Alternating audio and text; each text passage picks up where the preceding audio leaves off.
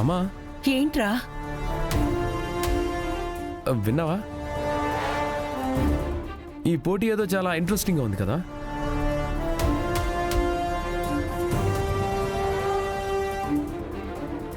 గెలిచిన వాళ్ళు చెప్పాలి, ఓడిన వాళ్ళు గెలిచిన వాళ్ళు చెప్పింది చెయ్యాలి.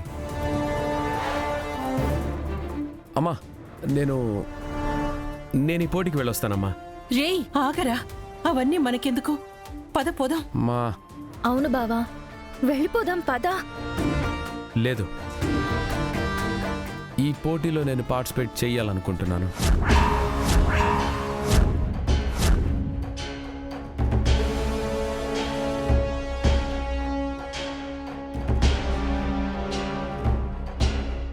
వద్దు బావా ప్లీజ్. ఇప్పటి వరకు నీకు మా నాన్నకి మధ్య ఉన్న వైరం చాలు బావా. అది వర్గంగా మారి ఒకరిపై ఒకరు దాడి చేసుకునే పరిస్థితి తీసుకురావద్దు. ప్లీజ్ బావా, అర్థం చేసుకో బావా. మీ ఇద్దరిలో ఎవరు ఓడినా ఏడ్చేది నేనే. దయచేసి అర్థం చేసుకో బావా. పద వెళ్ళిపోదాం. భూమి, ఈరోజు మనం సంక్రాంతి పండగలో ఉన్నాం, యుద్ధంలో కాదు.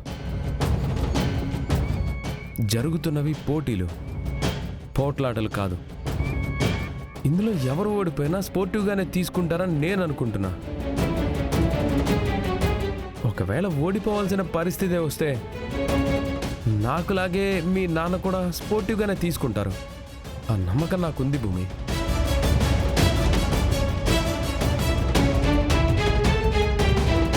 అత్తయ్య, బావకి మీరైనా చెప్పండి అత్తయ్య, చెప్పండి అత్తయ్య. అవునరా, ఈ పోటీలో నువ్వు పాల్గొనడం నాకు కూడా ఇష్టం లేదురా. అది కాక అది కర్రసాము, దానికి శిక్షణ ఉండాలిరా. నీకేం తెలుసని గుడ్డిగా బరిలోకి దిగుతానంటున్నావు? అంటే శిక్షణ లేకుండా కర్రసాము పోటీలో దిగితే ఓడిపోతానా నేను? ఇంచుమించుగా అంతేరా. అది కూడా ఒక విధంగా మంచిదే కదమ్మా. సంక్రాంతి పూట మా నాన్న గెలిచాడన్న ఆనందం భూమికి ఉంటుంది.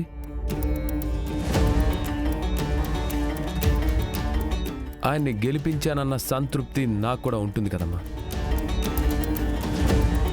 లేదు బావా, మా నాన్నతో సహా నువ్వు ఎవరి చేతిలో ఓడిపోయినా నాకు బాధే తప్ప ఆనందం ఉండదు. భూమి, దయచేసి నన్ను అర్థం చేసుకోవడానికి ప్రయత్నించు. నేనేం చేసినా 1కి 2 సార్లు ఆలోచించే చేస్తాను. దయచేసి నన్ను అర్థం చేసుకోవడానికి ప్రయత్నించు.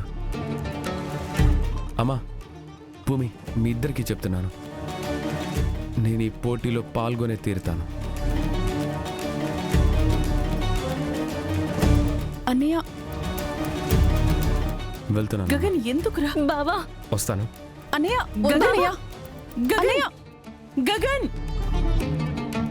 అయ్యో